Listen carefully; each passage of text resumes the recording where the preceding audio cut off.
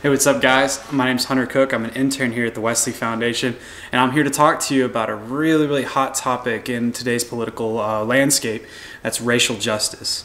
Racial justice has become a huge thing in our society, especially after the deaths of Trayvon Martin, the death of Tamir Rice at the hands of police, all the issues of rioting and whatnot in Ferguson, and the issues that went on at Missouri College as well. Racial justice and Christianity has not necessarily clashed, but it's been a topic since the beginning of time. For every John Wesley abolitionist that Christianity has had, there has also been an opposition to abolitionism, such as Jefferson Davis, who said, "Slavery was established by the decree of the Almighty God. It is sanctioned in the Bible in both Testaments from Genesis to Revelation. It has existed in all ages, has been found among people of the highest civilization, and in nations of the highest proficiency of the arts."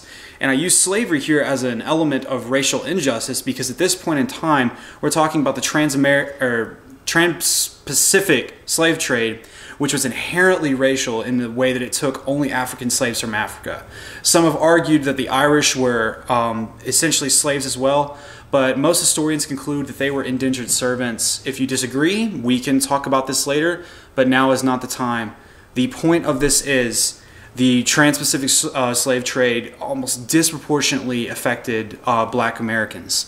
After these slaves were freed, there were many things they had to deal with in America, such as Jim Crow, and after the abolishment of Jim Crow, sharecropping, the issues of redlining in our society, and all of these things have more or less been not disapproved of, but tacitly approved of.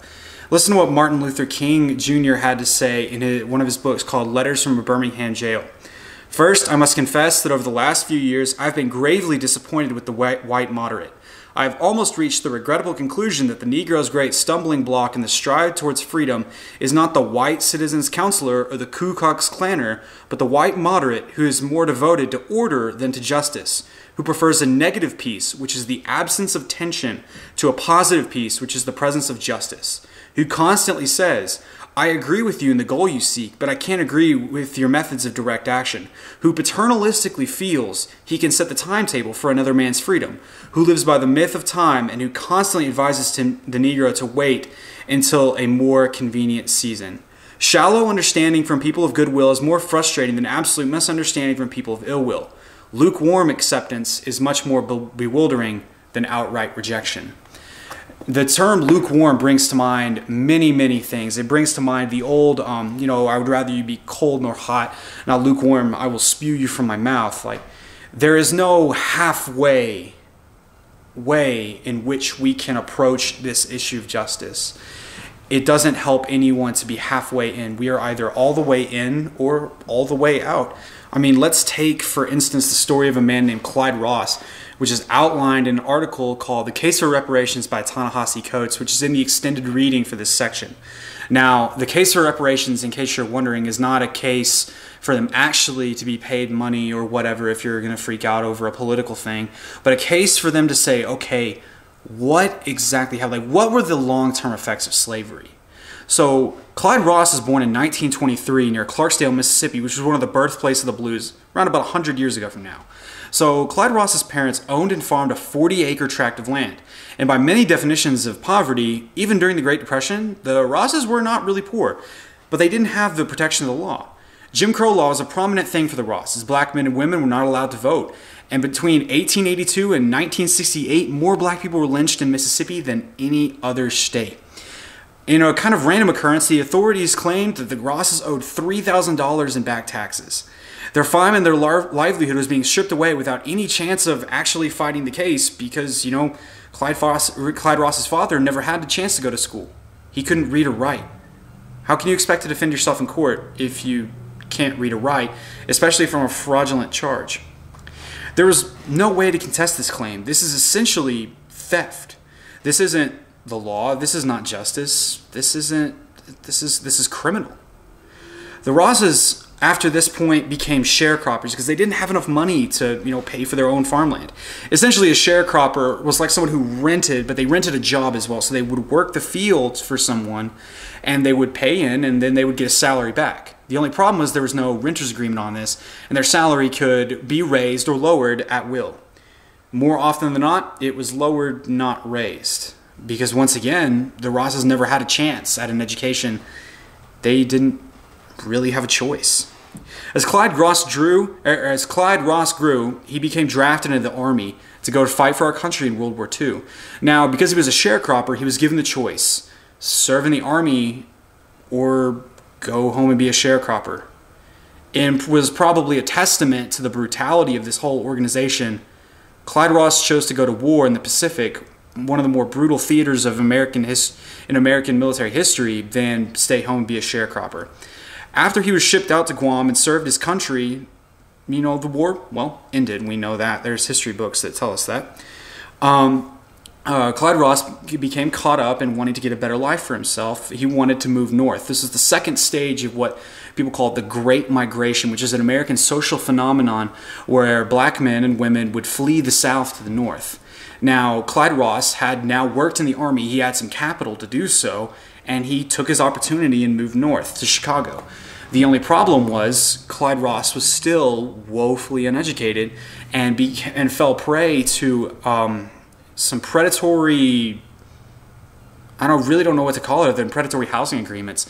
Essentially, when Clyde Ross married, settled down, had some kids, and wanted to buy a house, he could buy a house. He just had to do it at all the disadvantages of renting and owning a house, meaning if there's something went wrong with the house, Clyde Ross had to pay for it. But if something went wrong with the house, he was also expected to fix it. And if he didn't fix it, then the house would get taken away. This is part of a social planning process called redlining, in which there would be 4 distinct areas of the city color-coded. The red part was the worst of the social undesirables, and this is the 1960s and 70s. Guess which people got filtered into the socially undesirable category? Now these people were preyed upon, and now this area of Chicago that they grew up in, or that Clyde Ross tried to bring up a family in, became North Lawndale, what is now today part of Chirac, part of one of Chicago's most infamous ghettos, and in a place where violent crime is absolutely through the roof. Now, when we talk about issues of justice, when we talk about issues of race, do we think it's completely fair to say to people like Clyde Ross, who still lives today, and all the other people who live in North Lawndale, hey, these are your problems, they were your fault, fix them? This is the issue that we get down to when we talk about reparations, when we talk about racial justice. And it's taking both political factions into account. Yes, people should be responsible for themselves, and there should be an element of personal responsibility for everyone. I hope we all do. But at the same time, telling people to just fix themselves while not looking at the causes that gave them this lot in life is short-sighted and ultimately fixes nothing. It's like Martin Luther King says, it's meaningless platitudes. We're doing nothing but sitting on the fence. Now, as Christians, how do we advocate for racial justice? I honestly don't know. My question to you is, should there be a start? In what ways can you consider beginning to advocate for racial justice? In what ways can you begin changing your mindset to not focus solely on ourselves and focus on the issues and the injustices that were done to people in our great country, in the before times? What cognitive biases do you have now that could play into effect when dealing with these issues of racial injustice? How should we treat people who actively have told us this is an issue of racism when they have far more experience on the matter when some of us might not have? Me, I'm white. I grew up in Abilene, Texas. I have very little issue. I've dealt with very little racism in my life. I grew up in a place where I was the majority, in a country where I was the majority. How do I react when one of my friends says, hey man, look at this. This is blatant discrimination.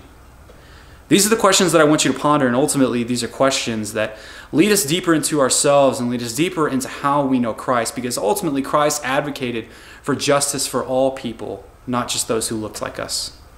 Thanks for your time, and I hope your discussion is great. See you around.